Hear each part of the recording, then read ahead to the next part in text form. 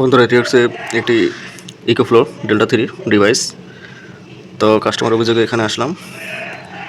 তো কাস্টমার অভিযোগ ছিল আপনার এখানে ইনপুট চার্জিং সমস্যা আর কি।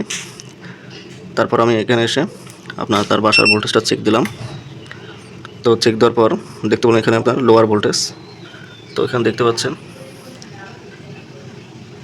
180, 70, 77 ভোল্টেজ দেখাচ্ছে এবং ডিসপ্লেতে আপনার এরকম কোড দেখাচ্ছে। তো মূলত আপনার এই সমস্যা হলে লোয়ার ভোল্টেজ অথবা আপার ভোল্টেজ হলে এই সমস্যাটি হয়ে থাকে। তো এরপরে আমি আপনার অ্যাপসে ঢুকলাম।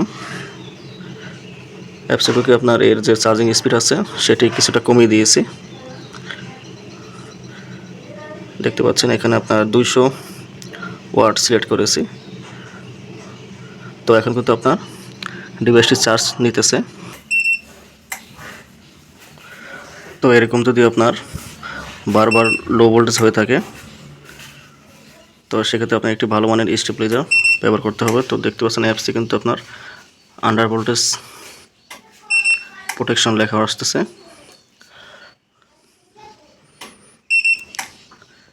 এবং ভোল্টেজ দেখতেছেন 175 নেমে গেছে 74, 73-এ। তো এর স্থায়ী সমাধান হচ্ছে আপনার একটি ভালো মানের স্টেবিলাইজার ব্যবহার করার জন্য, যেহেতু এই এরিয়াতে আপনার ভোল্টেজ আপ ডাউন করে। তো এটি হচ্ছে আপনার স্থায়ী সমাধান।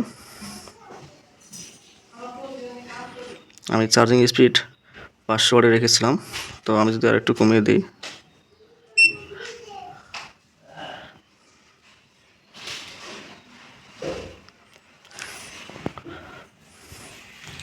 তো দেখতে পাচ্ছেন 175 ভোল্ট আপনার এসি ইনপুটে শো করতেছে। তো 175 ভোল্টে আপনার 300 ওয়াট যদি সিলেক্ট করি সেক্ষেত্রে কিন্তু আবার চার্জ নিতেছে। কিন্তু আমি যদি 500 ওয়াট সিলেক্ট করি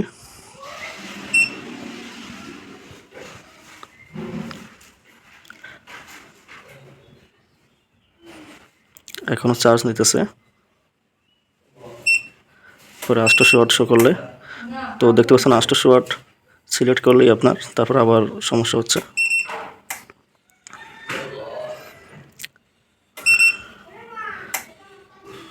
তাই আমি এখন এর চার্জিং স্পিড কমিয়ে দেব।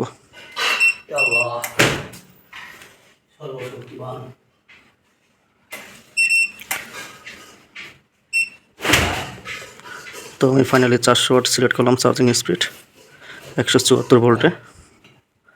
তো এখন কিন্তু ডিভাইসটি চার্জ নিতেছে, দেখতে পাচ্ছেন। তো এখানে যেহেতু আপনার লোয়ার ভোল্টেজ কাজ করতেছে, লো ভোল্টেজ বা আন্ডার ভোল্টেজ কাজ করতেছে, তো এর স্থায়ী সমাধান হিসেবে একটি স্টেবিলাইজার ব্যবহার করা উত্তম।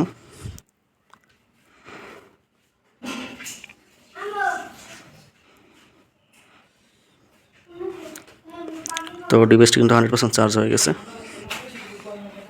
তো আন্ডার ভোল্টেজ নিয়ে এই ছিল আজকের সমাধান। ধন্যবাদ।